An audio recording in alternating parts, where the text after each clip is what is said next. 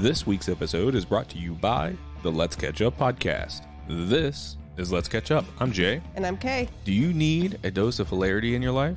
Look no further. Join us, Jay, and Kay, as we take you on a rib-tickling roller coaster through the ups and downs of married life, family antics, and everything in between. Strap in for unforgettable stories, uproarious banter, and our unique take on life's quirks. Jay and Kay are here to tickle your funny bone and brighten your day. Don't miss a moment of the laughter. Subscribe to Let's Catch Up today and let the good times roll.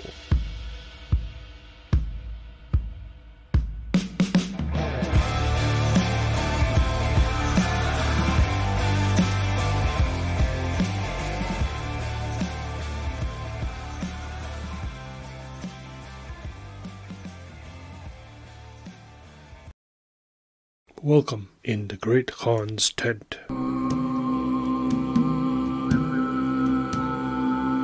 History, literature, and storytelling.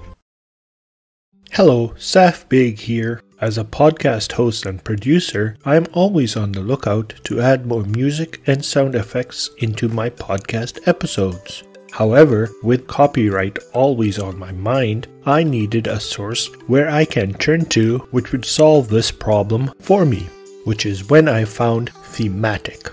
Thematic provides copyright-free music and sound effects for all your podcast episodes, YouTube videos, and social media accounts, and more. With 3 levels of access to fit your needs, including no sign-on fee and a popular free level, a quick search feature, and featuring artists such as The Aces, Hoax, and Landon Cube, Thematic is the one source you should turn to. Visit Thematic at hellothematic.com. That again is hellothematic.com. Thematic music and sound effects for all creator platforms. If you have any suggestions, comments, or complaints, please be sure to email us at all lowercase in the Great Khan's tent at gmail.com. That is in the Great Khan's tent at gmail.com. We would love to hear from our listeners.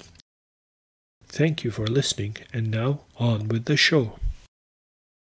In this episode, we begin our new series, which will be ongoing parallel to the current 1001 Night series we are going through, Tales from Central Asia. We begin with a tale from the Bashkir tribe, the story of Altyn-Saka the Golden Knucklebone. As you listen to this tale, you will notice the similarities present to what I discussed in both our 1-year anniversary special episodes and with our regular special episodes, that is, the presence of animal companions which both help or hinder the protagonist and often gives him advice or help. This shows that the tales which involve animals speaking are quite common and are found in all different types of cultures and time periods. Each of these tales may provide a moral lesson if they can. Note the presence of sparrows, often considered pests, as being helpful, while the other birds, considered smarter or more intelligent, declining to help our protagonist Altyn-Saka. The second tale in this episode is from the Kalmaic tribe, Sarin Khan and the Archer. Listeners may in fact find similarities with the other tales, which feature swans or sometimes cranes casting off their feathers to take on a human appearance and finding a lover or husband.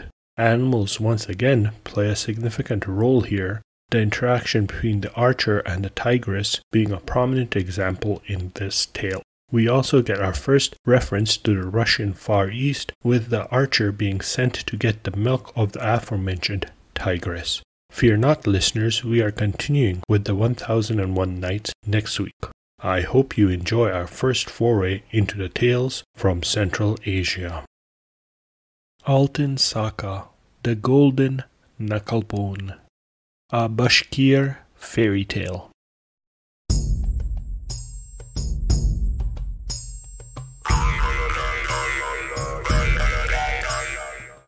The Bashkir, also known as the Bashkurts, are a Kipchak-Turkic ethnic group located in present-day colonized Central Asia under Russian occupation. They are located primarily in the Republic of Bashkortostan, a republic of the Russian Federation, and within the historical region known as Budzagard, which spans both sides of the Ural Mountains. Bashkirs are also found in various other places of both independent and colonized Central Asia, including Kazakhstan, Uzbekistan, and the Republic of Tatarstan. The Bashkir language is closely related to both the Tatar and Kazakh language, and most Bashkirs are Sunni Muslims.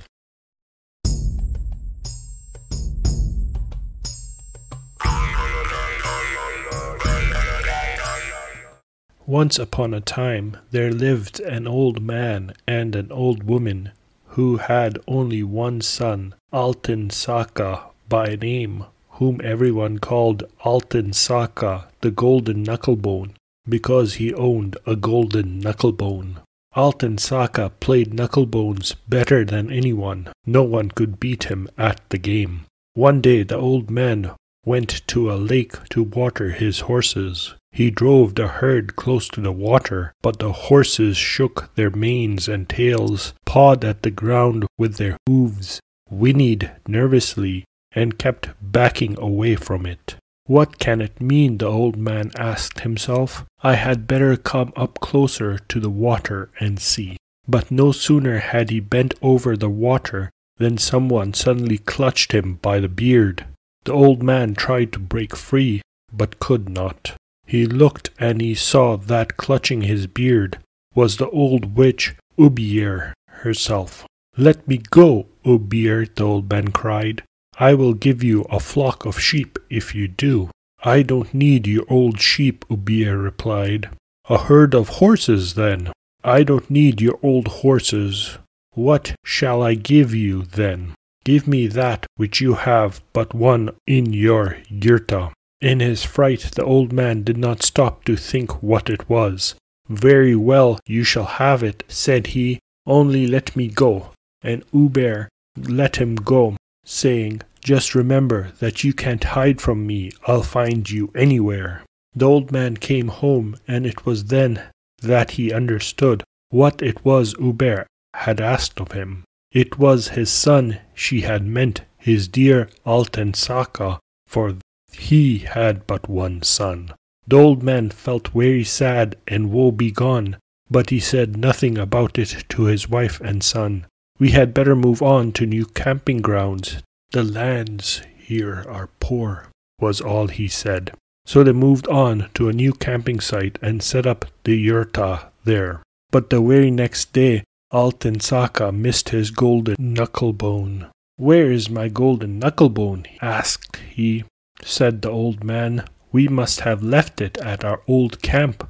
Only you mustn't go there, for Ubir will get you. And he told Altyn-Saka of all that had happened to him on the lake shore. I am not afraid of Ubir, said Altyn-Saka. She will never catch me. I am going back. Only tell me which horse I can take. The father tried to get his son to change his mind, but Altyn-Saka stood firm. He was not afraid of Ubir, he said. So he would, and that was the end of that. There was no way of keeping him from doing what he wanted. Said the father, very well, let it be as you wish, and now go where the herd is, swing your korok, and rattle your bridle, and whichever horse runs up to you, that is the one you must ride. Altyn-Saka went to where the herd was grazing. He swung his korok and rattled his bridle, and at once a scraggy, rough-coated colt ran up to him. Altyn-Saka drove him away and went back to his father. Tell me, father, which horse should I take? He asked. Did I not tell you to swing your korok and rattle your bridle? The father said. And Altyn-Saka again went to where the herd was grazing. He swung his korok and rattled his bridle, and the very same colt ran up to him. There is no help for it. I will have to take this colt, said Altyn-Saka. He touched the colt's neck, and lo, its dirty, tangled coat fell away. He put the bridle on him, and the colt became strong and sleek. He led him out of the paddock, and the colt turned into a tall and stately horse. He saddled him, and he became the best and most handsome steed in the herd. "Where are you going?" Altyn-Saka the horse asked. "I am going to our old camping site to get my golden knucklebone," Altyn-Saka replied. "Uber is waiting for you there," said the horse. "She will tell you to get off my back and pick up your knucklebone, but you must not listen to her, for if you get off my back, she will eat you up. Just bend down quickly and seize the knucklebone." Altyn-Saka jumped on the horse's back and made for the old camping ground site. He looked and he saw Uber sitting by the campfire and warming her hands. "Give me back my golden knucklebone, Grandma," said Altyn-Saka. "There it is, lying on the ground, my son," Uber replied. "Get off your horse and pick it up. My back aches, so I cannot move." But Altyn-Saka did not do as Uber said. Instead, his horse bent low, and he snatched up his golden knucklebone without getting off his back and galloped away. Uber sprang to her feet with a howl of rage. She spat once, and a great black horse stood beside her. She spat a second time, and some reins appeared. Uber jumped on the horse's back and galloped after Altyn-Saka. Fast as the wind they went, Altyn-Saka on his bay horse and Uber on her great black one. Very close she got to him, and she was about to seize him when her horse stumbled and dropped behind. Uber pulled at the reins and dug her heels into the horse's side, but the horse only ran slower. Uber flew into a passion. She was so angry that she ate up the horse and had to run on foot after Altyn-Saka. On and on Uber ran, goading herself on by hitting herself on the sides and back with her fists. She caught up to the bay horse and bit through his right leg, but he galloped on 3 legs. Uber did not drop behind. She caught up with the bay horse again and bit through his left leg, and the horse mustered his last remaining strength and plunged ahead, bearing Altyn-Saka away from Uber. But he had not much strength left, and galloping up to the side of the lake said, "I cannot run any more. I will hide from Uber in the lake, and you must hurry and climb that oak tree yonder. When my legs heal, I will carry you further." And with these words, the horse dived into the lake. Altyn-Saka quickly climbed up the oak tree and hid himself in its topmost branches. Uber ran up. She saw Altyn-Saka in the oak tree and cried, "I've got you now. I will drag you down and eat you up." She spat and an axe appeared. Then she pulled out a tooth and, using it to sharpen her axe, began hacking down the oak tree, the chips flying to all sides as she worked. A fox ran up at the sound. "Why are you chopping down the oak tree, Grandma?" asked the fox. "Cannot you see who is sitting in it?" Uber returned. "I will chop down the oak tree, seize Altyn-Saka the Golden Knucklebone, and eat him up." The fox looked up and, seeing a handsome lad sitting in the top of the oak tree, felt sorry for him. "You are old, Uber," said she. "You must not wear yourself out. Let me chop down the oak tree for you." "No, no," said Uber. "I will chop it down myself and eat up Altyn-Saka." But the fox would not be put off so easily. "I will chop down the oak tree and you will eat him up," she said. Uber gave the fox her axe, lay down under the oak tree, and at once fell asleep. She snored as she slept, and flames and smoke poured from her mouth.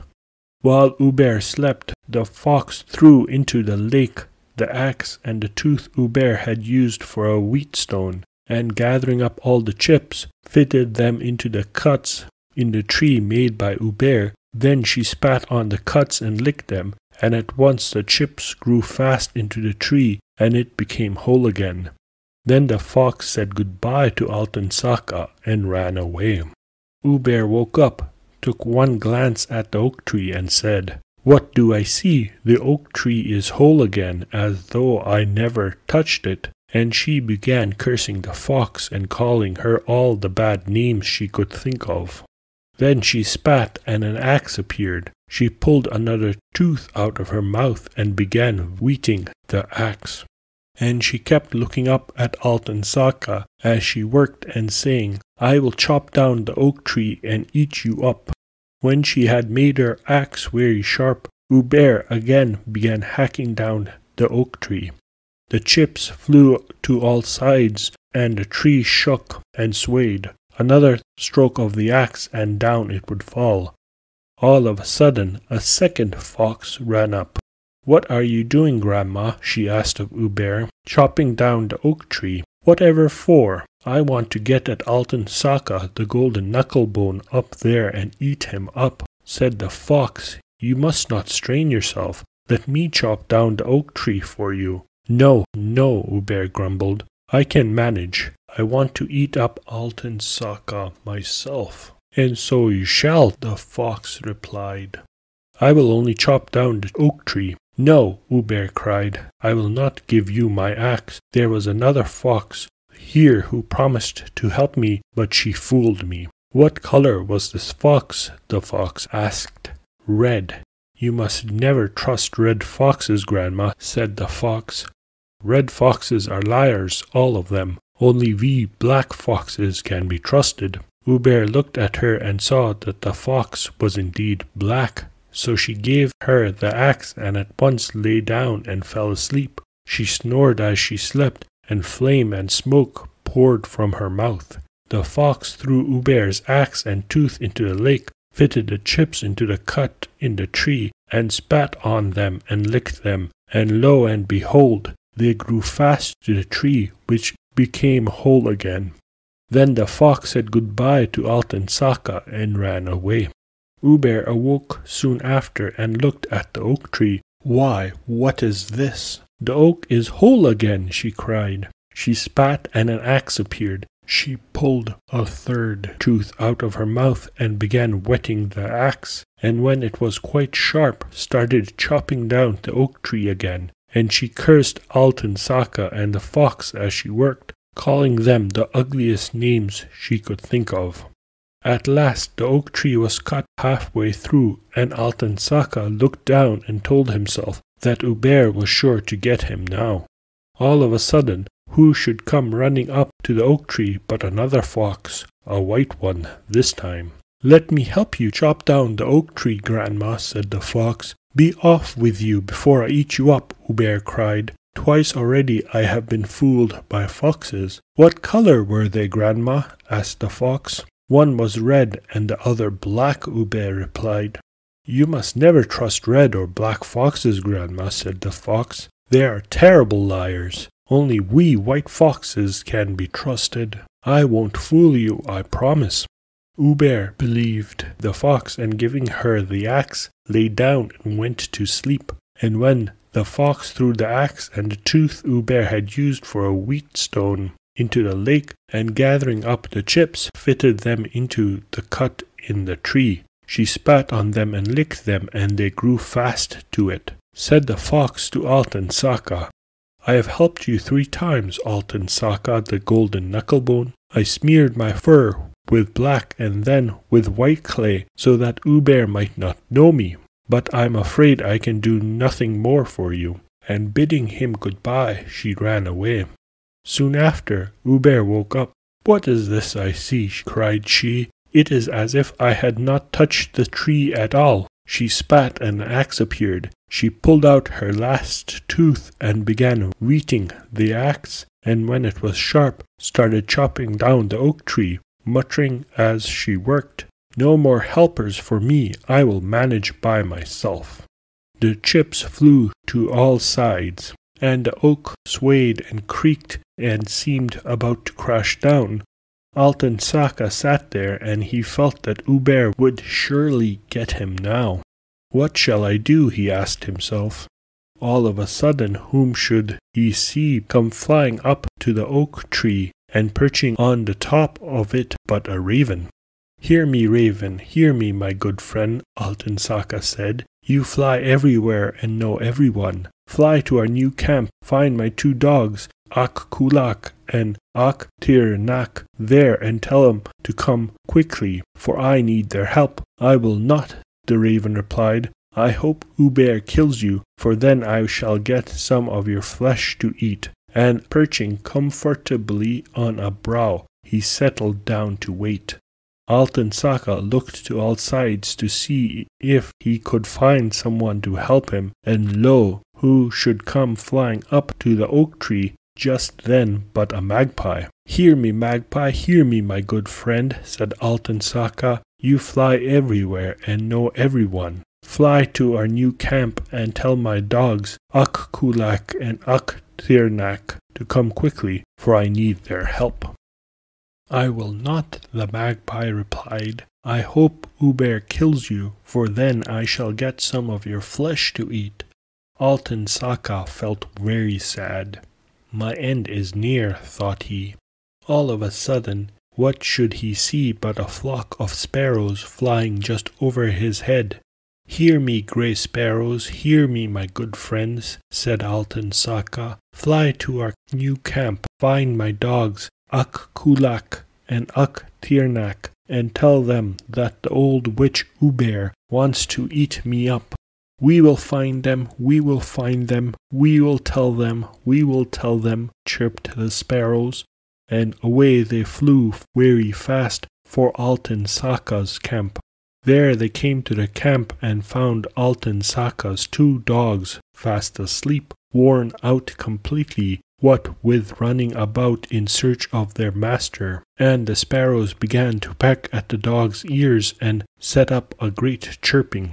"Come, Ak-Kulak, come, Ak-Tir-Nak," they chirped. "Hurry and run to the big oak tree that grows by the lake and save your master. Uber wants to eat him up." Ak-Kulak and Ak-Tir-Nak started up and rushed for the lake, raising clouds of dust as they ran. Uber saw the dust, and she said to Altyn-Saka, "Look, Altyn-Saka the Golden Knucklebone, look, what are those clouds of dust on the road?" "They bring joy to me and grief to you," Altyn-Saka replied. Uber heard the patter of the dog's feet, and she asked, "Do you hear that, Altyn-Saka the Golden Knucklebone? What is that patter?" "It brings joy to me and grief to you," Altyn-Saka replied. Just then Ak-Kulak and Ak-Tir-Nak ran up. They rushed at Uber and began to bite and worry her. Uber was frightened. She threw her axe and plunged in after it. Said the dogs to Altyn-Saka, "We are going to dive in after Uber, and you stay here and watch the water. If we kill Uber, the water in the lake will turn black. If Uber kills us, it will turn red." And with these words they plunged in. The water in the lake began seething and boiling, and Altyn-Saka saw that it was turning red. "Uber has killed my dogs," he said to himself. He looked again, and lo, the water was now black. Altyn-Saka was overjoyed. He laughed in glee and climbed down from the oak tree, and Ak-Kulak and Ak-Tir-Nak came out of the water and began shaking themselves. "Why did the water in the lake turn red at first?" Altyn-Saka asked. "Because Uber was beginning to get the better of us, and even bit off one of my ears," said Ak-Tir-Nak, "but we soon made short work of her." The bay horse followed the dogs out of the lake. "Come, Altyn-Saka the Golden Knucklebone," said he, "jump on my back and I will take you home." And so Altyn-Saka returned to his camp safe and sound. His mother and father were very happy, and they held a great feast, to which they invited all their kith and kin, and all their friends too. For 9 whole days they ate and drank and made merry.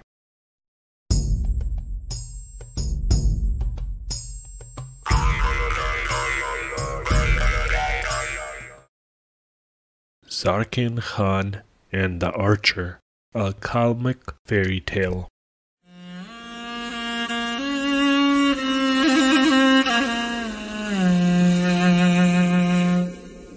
The Kalmayaks are a Mongol ethnic group that are mainly living in present-day colonized Central Asia under Russian occupation. They are located primarily on the Kalmuk steppe, which is on the western shore of the Caspian Sea. They are traditionally Buddhist, having maintained their religion when their ancestors migrated from the region known as Zungaria, located in present-day northern East Turkestan. The Kalmayaks are a branch of the Oryat Mongols, whose rule extended to parts of present-day Kazakhstan, Russia, Mongolia, and China.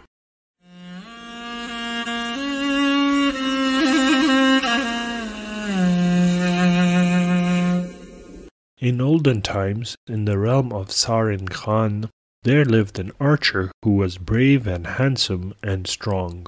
One day he went to the shore of a lake to hunt wild fowl, and he saw 3 golden-crowned swans. The archer at once fell flat on the ground, hid himself in the rushes, and laid in wait. The 3 golden-crowned swans flew down to the shore, cast off their feathers, and turned into 3 beautiful maidens, who stepped into the water and began bathing.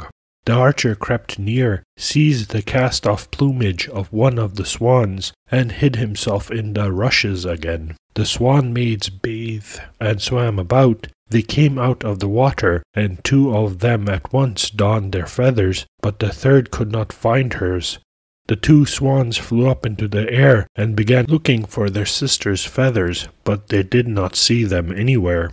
"It is the will of fate, sister," cried they, and flew away. The swan maiden was left alone. She ran up and down the shore, looking for her feathers and weeping bitterly. "If he who finds my feathers and returns them to me is poor," said she, "I will make him rich. If he is ugly, I will make him handsome. I will give him anything he asks for." The archer came out from behind the clump of rushes.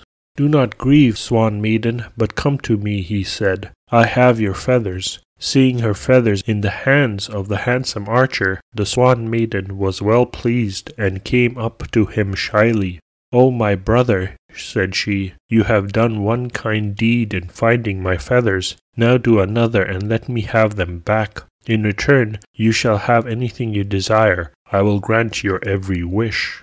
"There is nothing I want but your own dear self," replied the archer. "Will you be my wife?"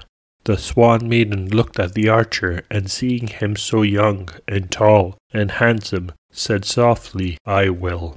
Then the archer took her by the hand, led her to the nomad camp where he lived, and married her.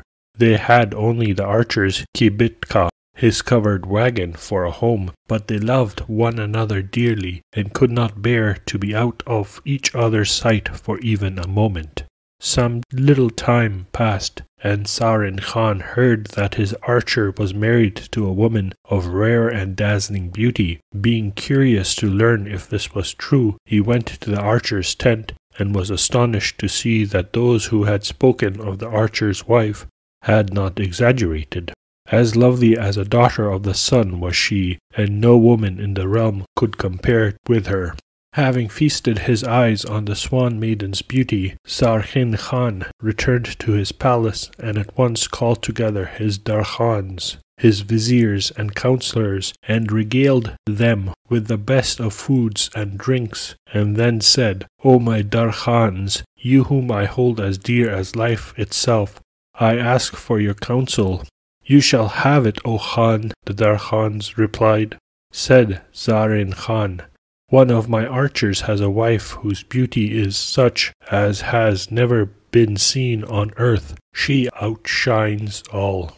And Sarin Khan went on to speak of the proud bearing and lovely features of the archer's young wife, of her sweet voice and of the graceful way she walked, of the beauty of her eyes and of her long plaited hair. And this woman of beauty so rare that it is as the rays of the sun is the wife of a simple archer, said he in conclusion. "Advise me, tell me how I can get her for myself."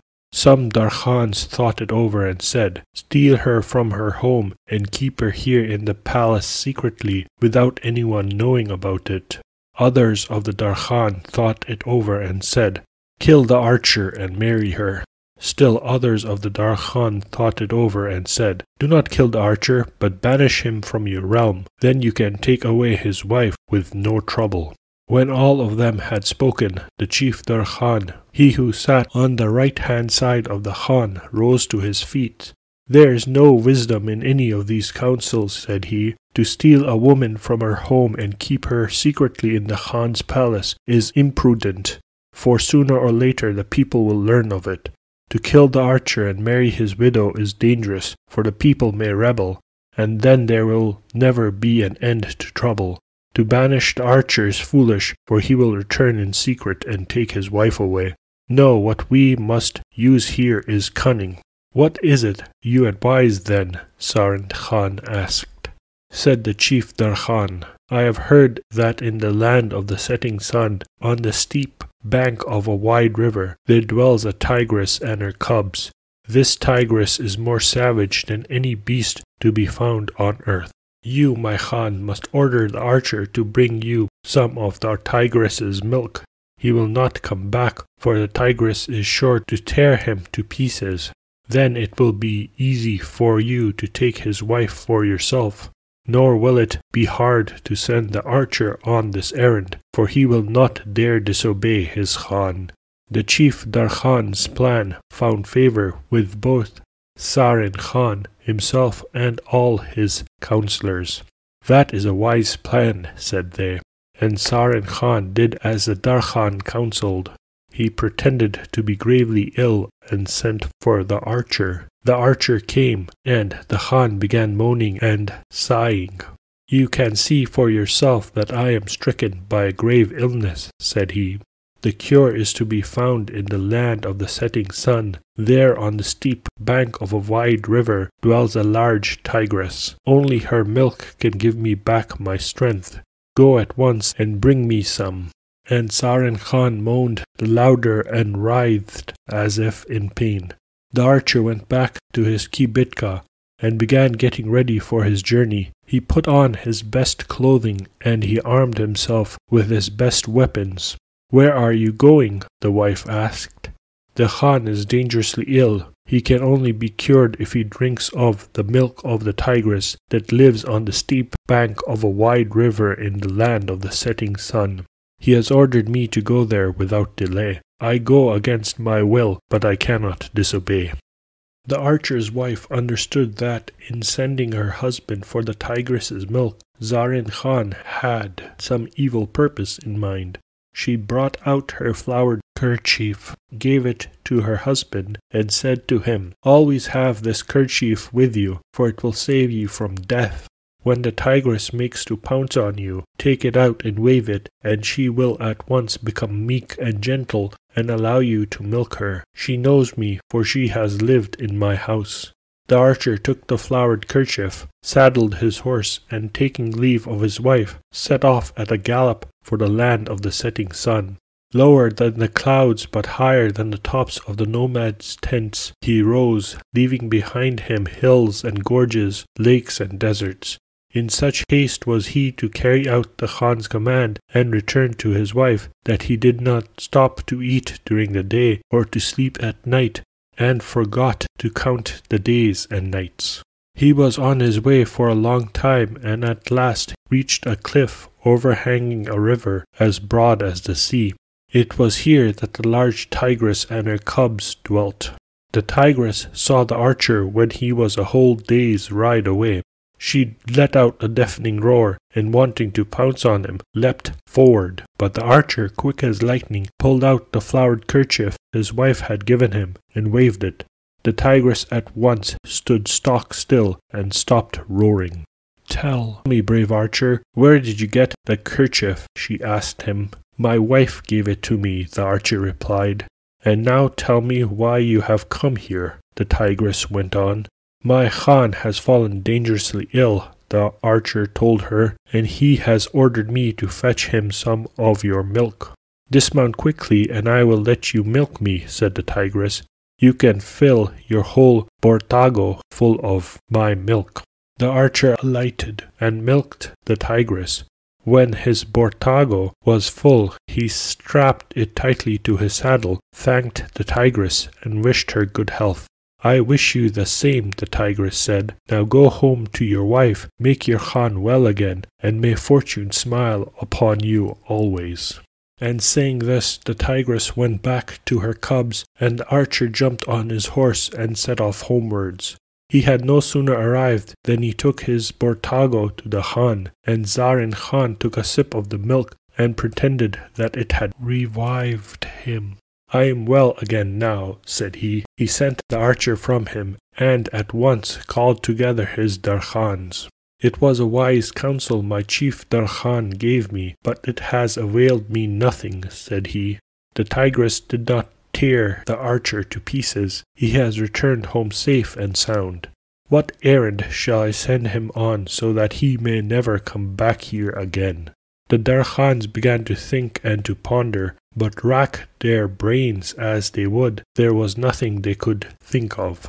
Then the chief Darkhan, he who sat on the left-hand side of the Khan, rose and said, "We sent the archer to a place where we thought he would perish, but as he did not, there remains but one thing for us to do.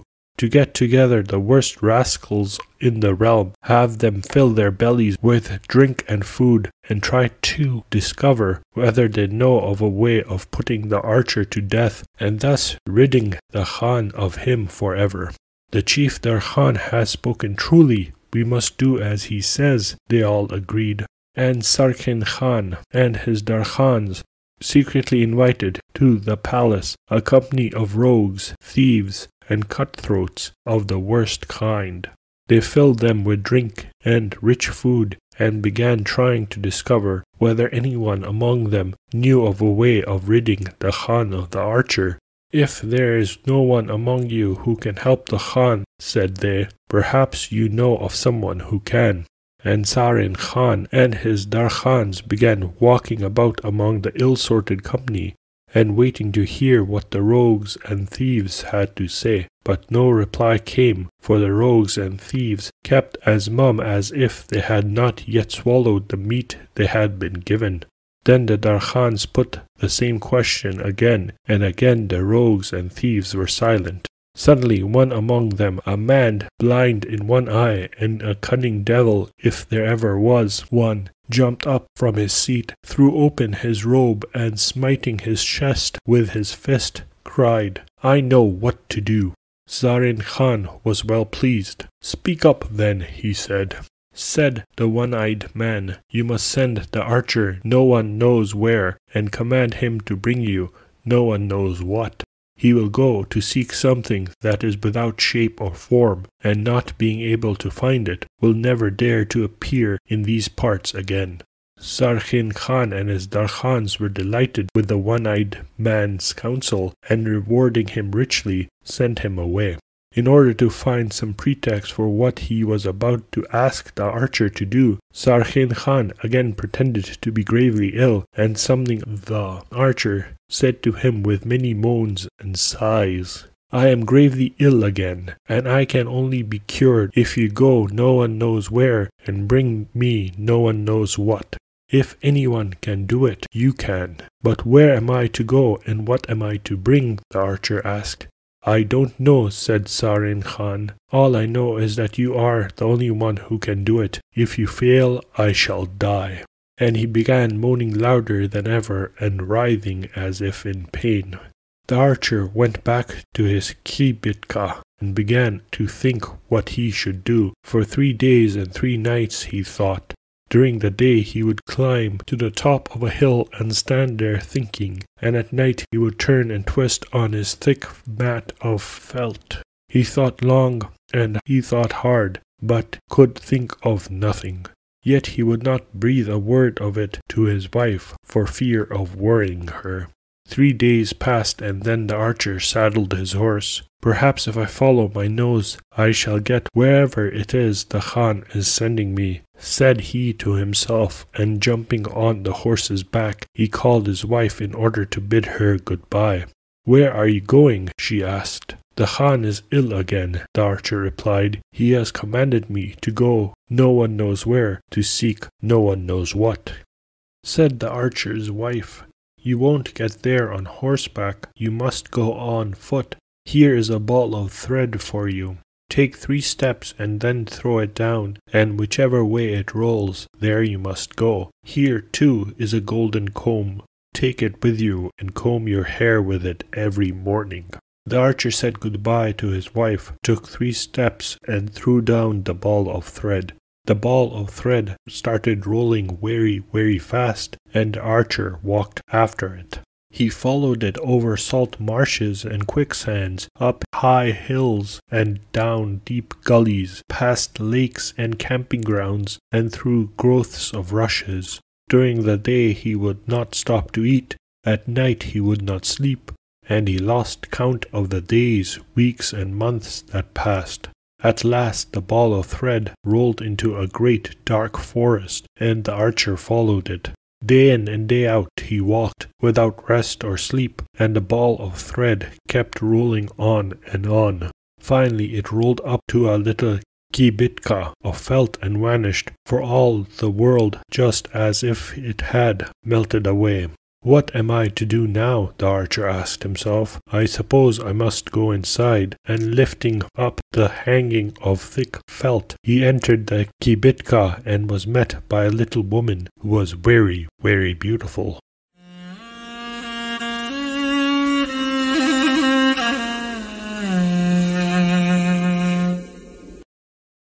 In the Great Khan's Tent is now available on Ko-fi. If you are interested in supporting this podcast, please click on the link available on our many social media platforms or email us. Why not donate to our Ko-fi to show your appreciation?